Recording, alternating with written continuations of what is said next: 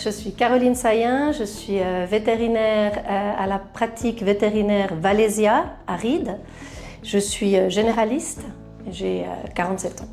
Mon parcours professionnel après les études, ma première étape, j'ai 28 ans, je fais 2 ans d'assistanat et je fais mon doctorat en même temps. Après, pendant 7 ans, je travaille dans différents endroits, différents cabinets, différents cantons. La 3e étape, ça va être la création de mon cabinet et du coup, ça fait 10 ans après, j'ai 38 ans et c'est là que je travaille encore actuellement.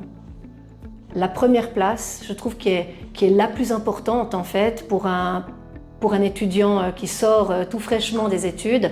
Ça doit donner confiance, ça doit donner envie.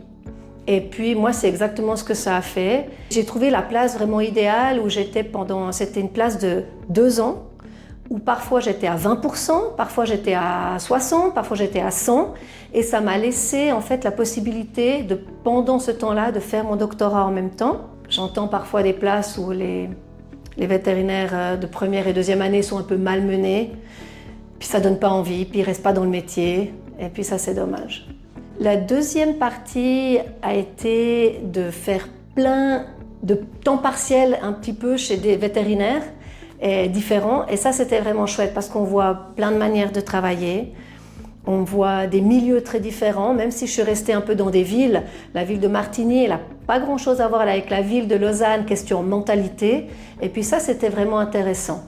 Et puis forcément, la 3e, ce qui va être la plus importante de ma carrière, c'est d'avoir créé mon propre cabinet avec des associés. Pas tout le monde rêve d'être gestionnaire d'une entreprise, mais moi, ça m'a beaucoup plu.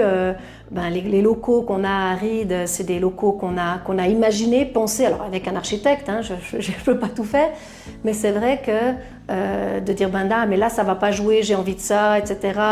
Et puis de choisir les couleurs, de choisir l'identité du cabinet, ça c'est quelque chose de vraiment très chouette et qu'on a après envie de faire vivre. Hein, et puis c'est ça qui est un peu le moteur de ma vie actuellement.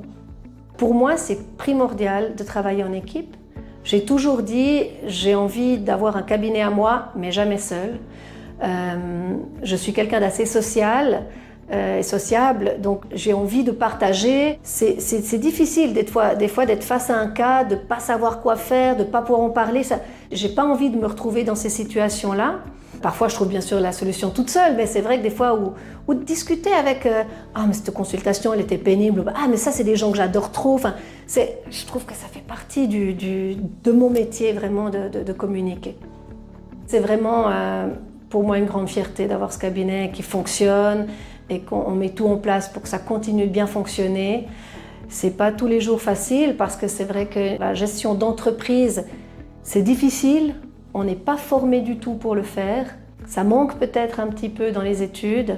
Ce qui est pesant pour moi au quotidien, alors heureusement peut-être pas au quotidien tous les jours, mais souvent, en fait ça va être les propriétaires des animaux qui ont des fois, que ce soit de la tristesse, de la colère, de l'incompréhension face à ce qu'on leur annonce.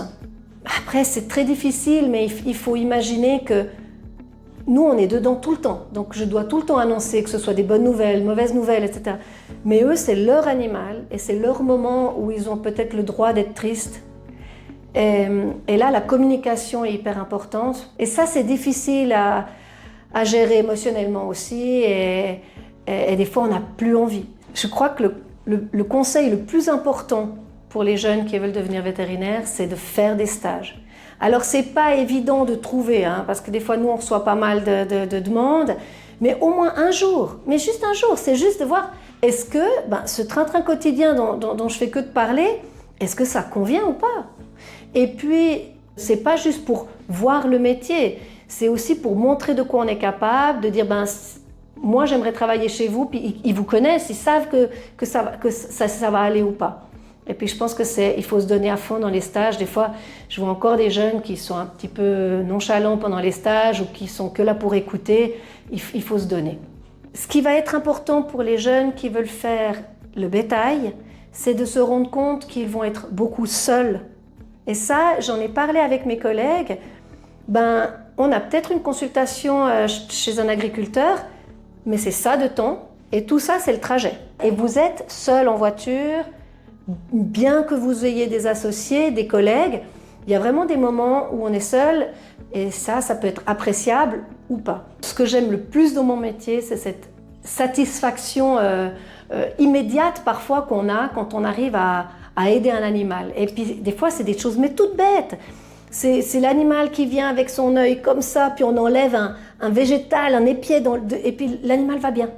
Ou encore de retirer un bâton qui est coincé dans la gorge, et puis boum, et puis après, s'il n'y a pas de grosse blessure, on a sauvé le chien, en fait. C'est juste complètement incroyable de se dire qu'on fait quelque chose d'hyper utile.